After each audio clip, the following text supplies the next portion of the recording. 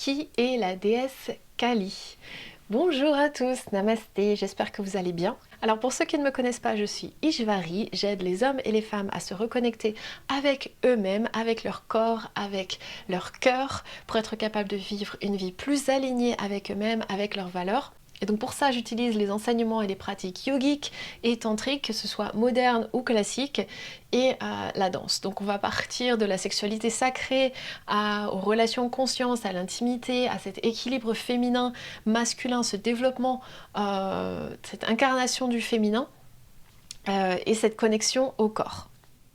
Et donc aujourd'hui dans cette vidéo, je vais vous parler de la déesse Kali, qui est l'une des déesses tantriques, même la première des déesses tantriques. Et avant tout, donc si ce n'est pas déjà fait, je vous invite à vous abonner à ma chaîne YouTube en cliquant sur le petit bouton rouge juste en dessous de la vidéo, parce que chaque jeudi, je poste une nouvelle vidéo avec des conseils, avec des exercices, des pratiques, des réflexions sur des sujets autour de la sexualité consciente, de l'intimité, des relations, du féminin, du masculin, et du tantra pour vous aider à être plus aligné avec vous-même et vos valeurs.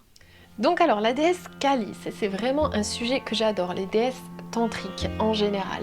Ça fait à peu près une dizaine d'années que je les étudie, que je pratique avec elles et qu'elles continuent tous les jours à m'enseigner de belles choses, à méditer sur certaines choses qui ne sont pas forcément agréables, mais qui sont nécessaires pour se développer soi-même, pour son évolution en fait.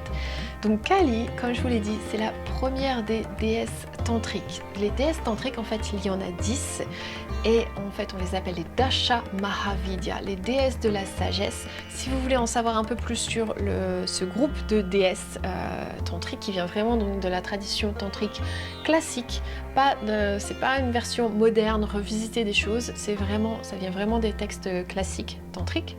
Je vous invite à aller visionner la vidéo que je vous ai mis dans le lien, où je vous explique donc qui sont ces déesses tantriques, ces 10 déesses tantriques. Et donc aujourd'hui dans cette vidéo on va parler de Kali. Donc Kali, la première des déesses tantriques, la première des Dasha Mahavidya, qui est assez effrayante, qui peut être assez terrifiante, qui peut faire peur pour beaucoup de personnes, et au premier abord en tout cas. Et c'est probablement l'une des déesses indiennes la plus connue. Donc déjà Kali, prenons ce nom. Kali, c'est un mot sanskrit donc qui vient de la racine Kala. Kala qui veut dire temps. Comme vous pouvez l'imaginer, Kali c'est la déesse du temps. Ça peut être aussi traduit comme l'obscurité. Donc c'est la déesse de l'obscurité. Elle est noire, elle est vraiment toute noire. Son corps est noir. Elle peut être aussi appelée Mahakali ou Kalima. Maha, c'est la grande, la majestueuse Kali. Kalima, à chaque fois qu'on ajoute le ma à la fin, c'est la mother, la mère divine. Donc la mère divine du temps. C'est une sorte de révérence, de dévotion, de respect envers cette divinité. Donc dans la tradition tantrique, il y a Kali, et c'est vrai qu'elle est très connectée aussi avec Durga. Durga, c'est une des autres divinités indiennes de l'hindouisme. Elles sont assez similaires, on va dire. Donc Durga, l'énergie de Durga, ça vient s'inclure, on va dire, dans Kali. Donc maintenant, un petit peu sa représentation. Donc Kali, comme vous pouvez le voir, son corps est noir, toute noire, très très sombre. Elle a un collier de crâne autour de son cou, elle tient une hache, elle tient une flèche fraîchement coupée dans sa main, elle a sa langue qui pend et qui sort, elle a un rire vraiment effrayant, et elle est debout sur le corps de Shiva. Shiva qui est un autre dieu indien très connu dans le tantra spécialement, le dieu de la destruction en fait. Donc il y a plusieurs choses qu'on peut comprendre juste par son image. Par exemple, juste le sabre et la tête coupée, ça peut faire référence à la destruction par le temps, la destruction de l'ego aussi qui est présent avec cette tête coupée. la dissolution de l'ego. Très souvent, elle est représentée sur des champs soit des champs de bataille en fait. Donc là, ça représente la victoire du bien sur le mal, par exemple, ou aussi sur des lieux de crémation, là où on brûle les corps, ce qui est très commun en Inde. Donc là aussi, Kali, elle a cette connexion avec la mort, parce que forcément, le temps est connecté à la mort.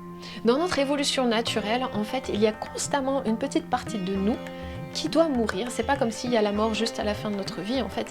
Il y a plein de petites choses qui meurent au fur et à mesure de notre vie pour laisser place à quelque chose de nouveau. C'est quelque chose de primordial. Kali, c'est vraiment la déesse de la transformation. Alors bien sûr, il y a plein de transformations qui peuvent se faire avec d'autres déesses aussi. Mais la force de Kali, ici, la transformation va se faire avec le temps, l'utilisation du temps. Donc il y a cette capacité de création et de destruction avec elle en fait. Donc chaque déesse tantrique ont des enseignements spécifiques et ont des énergies spécifiques. Donc en quoi les enseignements de Kali maintenant peuvent nous aider? Tout d'abord, être conscient du temps et du moment présent. Très souvent, on est dans le passé ou dans le futur, mais très rarement, on est dans le moment présent. Donc Kali, elle est là, vu que c'est la déesse du temps, elle nous rappelle l'importance du moment présent. Elle est là pour nous montrer aussi que la mort n'est pas quelque chose d'effrayant. En fait, plus on travaille avec elle, plus ça vient s'intégrer en nous. Il y a une sorte, on est en train d'apprivoiser la mort qui peut faire très peur au départ et se sentir confortable avec ça. Parce que constamment, elle se rend compte que constamment, il y a des petites parties de nous qui doivent mourir pour qu'on puisse continuer à évoluer en fait. C'est la déesse du changement. Et si vous avez besoin de transformation, si vous savez qu'il y a quelque chose dans votre vie que vous devez arrêter, vous pouvez donc travailler avec cette déesse-là et elle est là pour vous aider. Elle va pas forcément vous aider à la manière dont vous allez vous y attendre. Donc soyez prêts et prêtes au changement qui va se passer dans votre vie, aux choses qui vont peut-être s'arrêter instantanément dans votre vie, aux changements qui sont nécessaires pour vous faire passer au niveau d'au-dessus. Aussi, Kali nous fait travailler sur cet aspect de comparaison qu'on a très souvent. On est toujours en train de se comparer les uns avec les autres et sur ces sentiments de honte et de culpabilité et de jugement qu'il y a. Kali vraiment nous fait travailler là-dessus. Elle va nous aider à nous connecter à ces parties les plus sombres de nous, en fait, qui sont cachées en nous. Et être confortable là-dedans, en fait. Déesse, ça veut pas dire juste faite de lumière et toute légère. On va dire ça comme ça.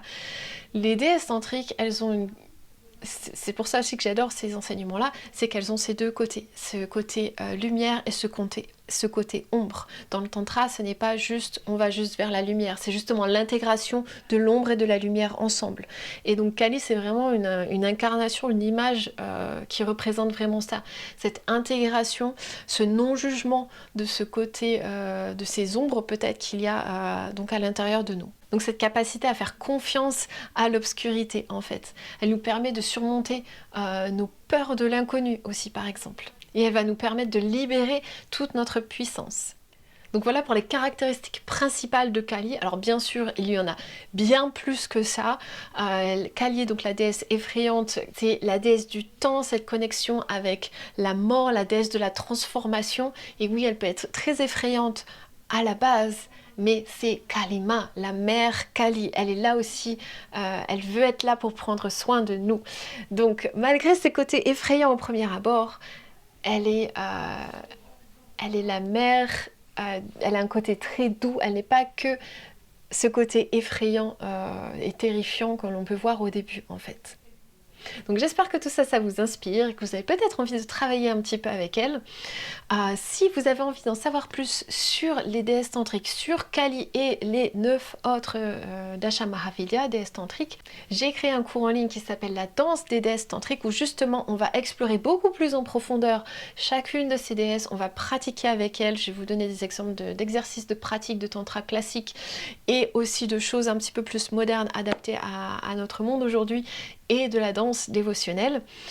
Donc je vous laisse le lien juste en dessous de la vidéo si vous voulez en savoir un peu plus. Et donc si vous avez aimé cette vidéo, n'hésitez pas à la liker juste en dessous, à la partager avec vos amis, si vous avez des commentaires, si vous voulez Si cette énergie de Kali vous intrigue, si vous voulez partager un petit peu votre connexion avec cette énergie-là en particulier, n'hésitez pas à l'écrire. Et n'oubliez pas de vous abonner à la chaîne et cliquer sur la petite clochette juste à côté pour que vous soyez prévenus dès qu'une nouvelle vidéo sortira. À bientôt!